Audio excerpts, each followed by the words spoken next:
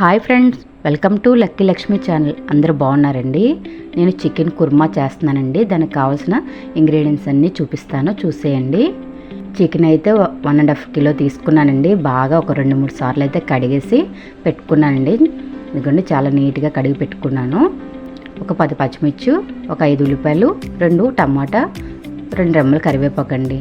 అలాగే మసాలా కోసం మనం తీసుకు పెట్టుకున్నానండి. గరం మసాలా కోసం ధనియాలు ఒక 2 స్పూన్లు, జీలకర్ర 1 స్పూన్ అండి. అలాగే ఇలాచి ఒక 5 వేస్తున్నాను, చెక్క ఒకటి, ఒక 2 స్టార్ పువ్వులు, లవంగాలు ఒక 5, బిర్యానీ ఆకండి. అలాగే ఒక 15 జీడిపప్పు, ఒక 2 ఇంచు అల్లము, అలాగే కొబ్బరి కూడా వేసుకున్నానండి. ఒక 1/2 కప్పు చెక్క వేసుకున్నానండి. కొత్తిమీర కూడా వేసుకొని మెత్తని పేస్ట్ చేసి పెట్టుకున్నానండి. ఈ పేస్టేనండి మనకి చికెన్ కుర్మా గ్రేవీకి అయితే బాగా బాగుంటుంది. ఇదిగోండి, స్టవ్ వెలిగించుకొని కళాయి పెట్టుకొని దాంట్లో ఒక 5 స్పూన్ల ఆయిల్ వేసి 2 బిర్యానీ ఆకులు, ఒక ఉల్లిపాయలు సన్నగా తరిగి పెట్టుకున్నానండి. అవి కూడా వేసి వేయించుకుంటున్నాను. త్వరగా వేగడం కోసం ఉల్లిపాయలు, సాల్ట్, పసుపు వేసి వేయించుకుంటున్నానండి. పసుపు బాగా వేగాక 1.5 స్పూను అల్లం వెల్లుల్లి పేస్టు, అది కూడా పచ్చివాసన పోవాలండి. బాగా వేగాక ఇప్పుడు కడిగి పెట్టుకున్న చికెన్ కూడా వేసేసుకొని అది కూడా బాగా కలుపుకోవాలి.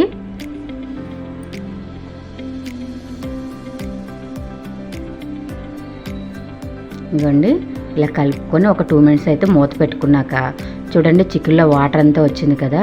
మనం కట్ చేసుకున్న టమాటాను కూడా వేసి అది కూడా మగ్గించుకోవాలండి. కొంచెం అది కూడా 2 మినిట్స్ పెట్టుకోండి, మగ్గిపోతుంది, టమాటా మెత్తగా అయిపోద్ది.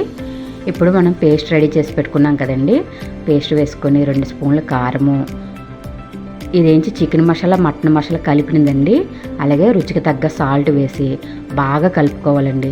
ఈ చికెన్ కుర్మా అయితే చాలా బాగుంటుంది.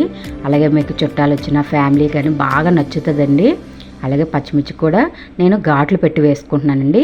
కరివేపాకు కూడా వేసుకొని ఇప్పుడు వేసుకుంటే ఆ ఫ్లేవర్ అంతా దిగుతుందండి, చికెన్కి బాగా పడుతుంది. మీరు ఎప్పుడైనా ట్రై చేయండి. నేను చేసినట్టు ఒకసారి ట్రై చేస్తే చాలా బాగుంటుందండి.